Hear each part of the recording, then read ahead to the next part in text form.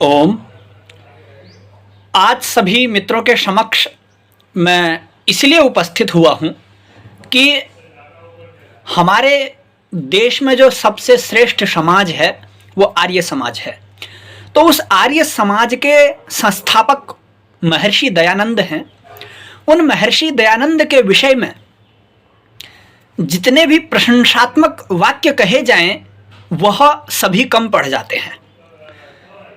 जिन्होंने इस देश को एक उन्नति की ओर ले जाने का मार्ग अपनाया, वेदों की ओर लौटो, यह कथन भारत में ही नहीं अपितु संपूर्ण विश्व में प्रसारित है। यह महर्षि दयानंद ने ही कहा है।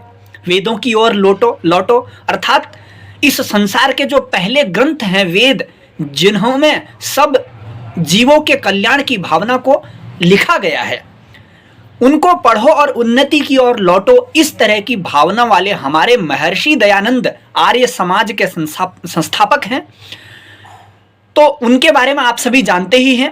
सती प्रथा को जिन्होंने समाप्त किया, जो पाप के मार्ग को एकदम दूर रखना चाहते हैं और लोगों को कल्याण की ओर ले जाना चाहते हैं, इस तरह उनके कारण, उनके विचारों के कारण, उनकी सत्संगति के कारण आज तक भी हमारे देश में ही नहीं अपितु संपूर्ण विश्व में एक मानवता जीवित है।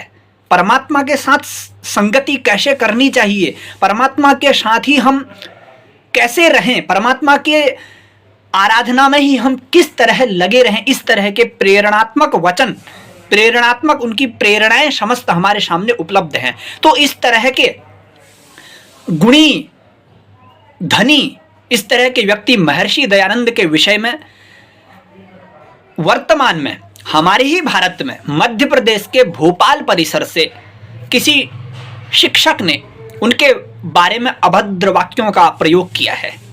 ये आप सभी सोशल मीडिया के माध्यम से सुन चुके होंगे।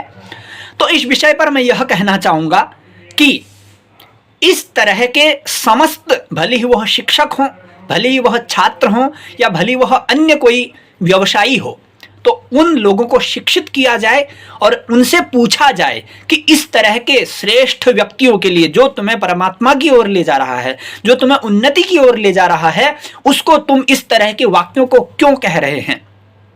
तो इस तरह के व्यक्ति के लिए जो हमारे महर्षि दयानंद के विषय में ऐसा कथन कहता है, उनके बारे में अभद्र वाक्यों को कहता है अर्थात उनको गाली देता है, तो इस तरह के व्यक्ति के लिए कार्यवाही की जाए और ऐसे व्यक्ति को सिखाया जाए, शिक्षित किया जाए कि किस तरह से हमें व्यवहार करना चाहिए, कहाँ हमें बोलना चाहिए, कहाँ हमें नहीं बोलना चाहिए।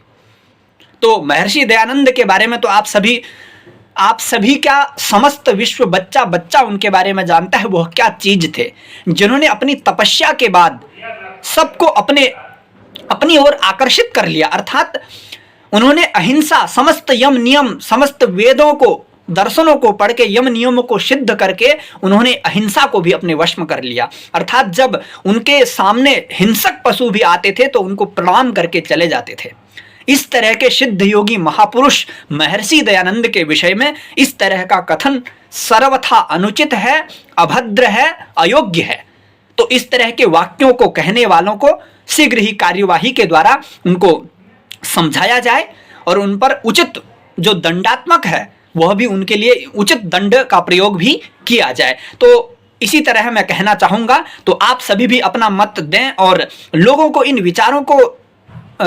के पास इन विचारों को पहुंचाएं कि इस तरह के, यदि हमारे ही देश में जो विश्व गुरु भारत पूर्व में था, तो हमारे ही देश में यदि इस तरह के अपने ही देशवासियों के लिए, अर्थात अपने ही जो विश्व को उन्नति की ओर ले जाने वाले ऐसे व्यक्तियों को हमारे ही देश में यदि गलत कहने वाले यदि उत्पन्न हो रहे हैं, तो आगे इस धर्म का बढ़ना असंभव है।